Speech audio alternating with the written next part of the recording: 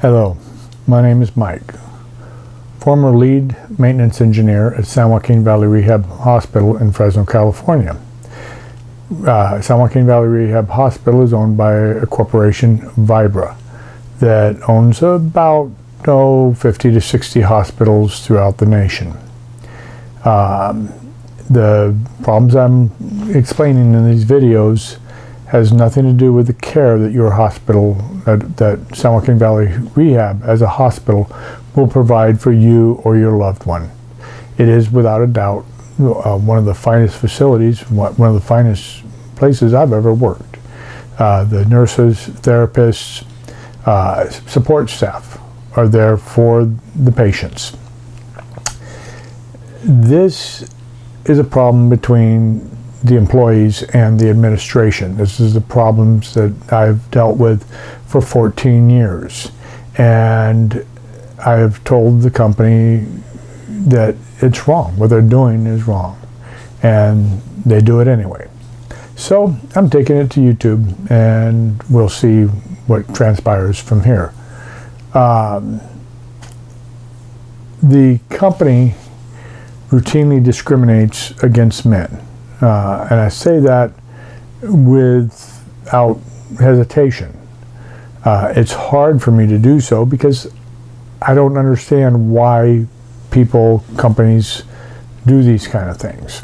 This is a job that I truly loved. I loved working there. I loved the staff. I loved the position. And increasingly over the years, I've found that that they were not treating me the way that they should. And not just me, but other people in the company. And starting off, this is about on-call pay or standby pay. We're going, for the purpose of this video, we'll just refer to it all as on-call pay. It is pay that is given to, that you've earned as an employee for being available to come in when necessary, whether it's because somebody got sick, somebody couldn't come in, somebody got injured on the job, and they need somebody to be there, or to take care of some other issue or problem, i.e. a patient's coming in and needs paperwork done for them to be admitted. In my case, as the engineer, we would come in, fix plumbing problems, air conditioning problems, heating problems, door problems, security issues, you name it, whatever was necessary for the benefit of the company, for the benefit in particular of the patients or staff or anyone else coming into the building.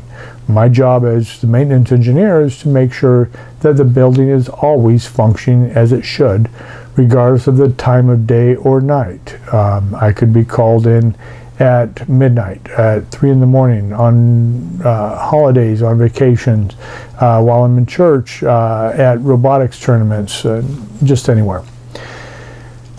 They routinely pay certain groups of people who happen to be majority female on-call or standby pay.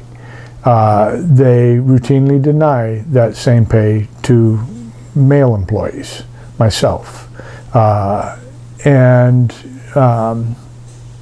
they say, oh, well, the manager's on call.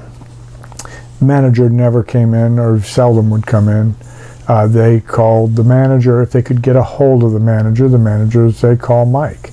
Typically at 2 in the morning, at 11 o'clock at night, the managers aren't available. They don't have their phone on, and they don't have their phone where it's going to disturb them, because they know that Mike will take care of it because Mike's on call. Even though the company says, oh no, you're not on call.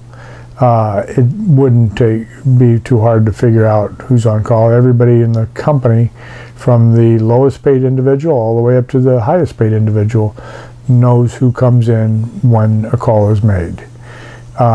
This is called discrimination. If it was turned around, and in other videos I put it in a little more detail, if it was turned around and a male-dominated company were routinely paying the men on-call pay and refuse to pay the women because the manager's on call, that would be considered a discriminatory act. And the company would be probably fined, and lawsuits would be filed.